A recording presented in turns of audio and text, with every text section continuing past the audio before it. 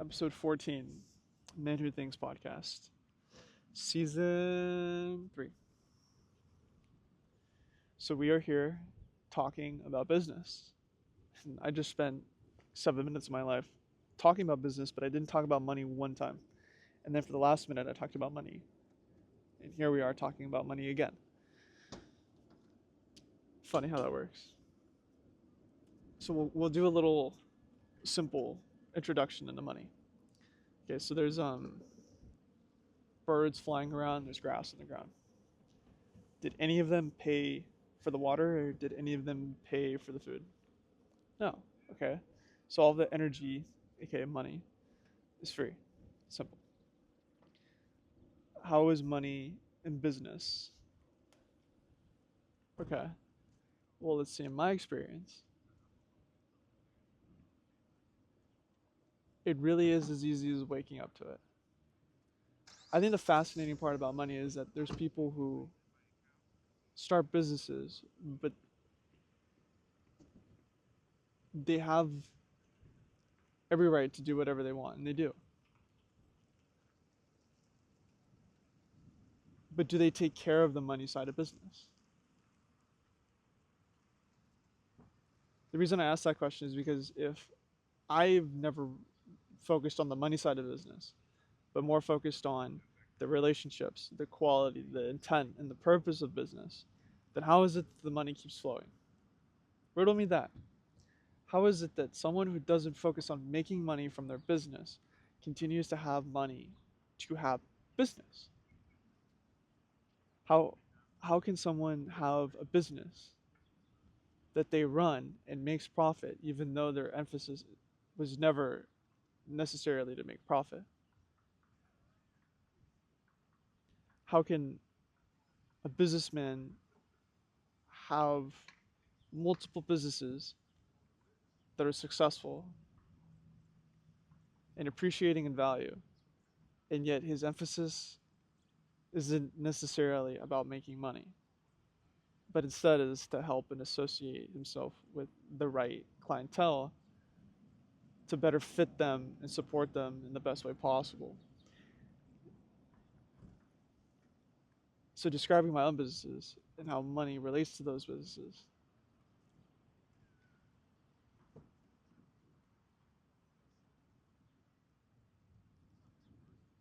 is that simple. All right, you ready for it? These ideas that I'm speaking to you, absolutely for free. When I go out in the world and I help people, it's absolutely for free. The reason for that is because the thought in itself was free.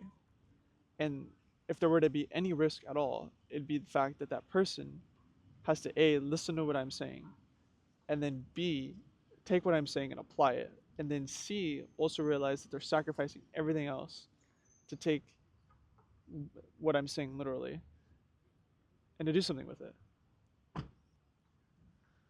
So, where's the money part of this? Oh, yeah, you're right. Good question.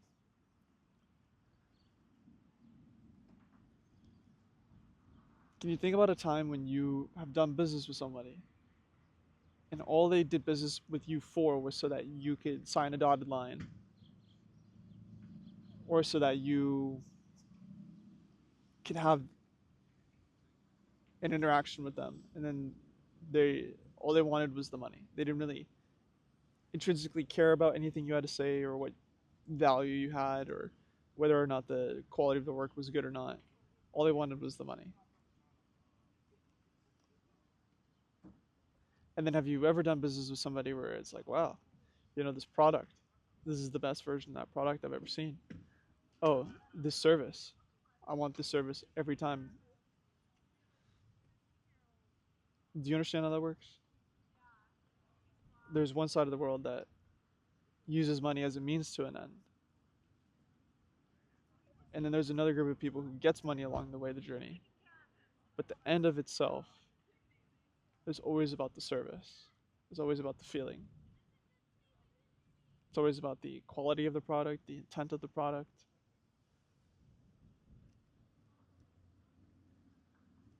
It's amazing that way. We'll talk about gifts real quick, just because gifts involve the notion of the the giving of energy just in the same way that you would give money to somebody. You ever consider that the people that receive the most gifts or the most amount of money are also the people that receive the most, or also that give the most? It's a very fascinating, simple way to look at it. Some people are going to think that this might be redundant, but for people that have never heard it before, take a tip jar, for example, right?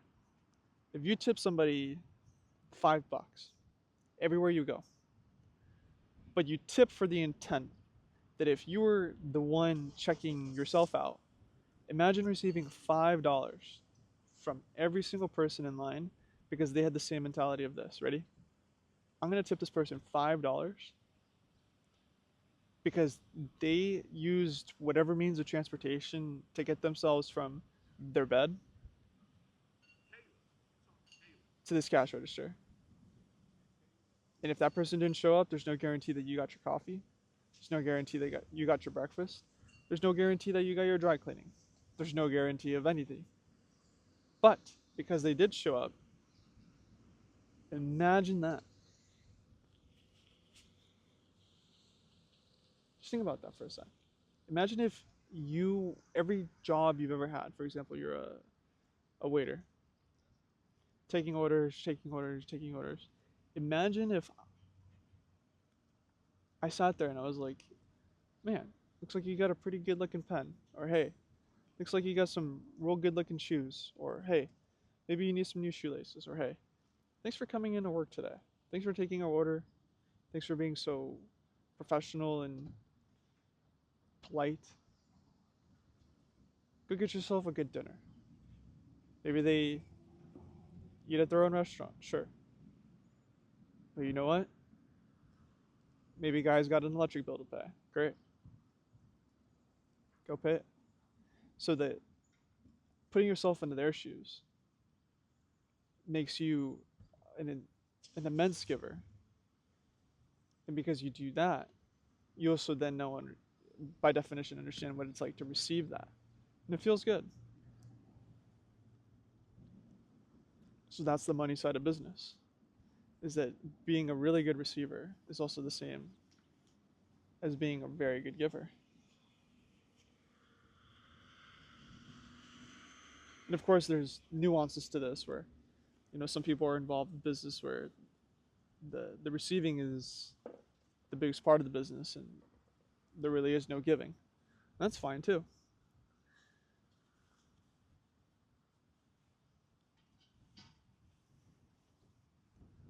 But not everyone associates with those people. Most people associate with the people I haven't talked about.